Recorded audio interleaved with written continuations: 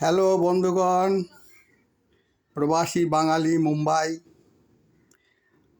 আজকেও আমাদের রান্নাবান্না ছিল না সেরকম।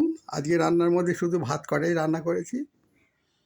আর এই যে উচ্ছে আলু, ওই চাটনি, এই যে পাঁচমিশালি সবজি, এটা ডাল, এগুলো সব কালকের ছিল। আজকে একটু গরম করে নিলাম।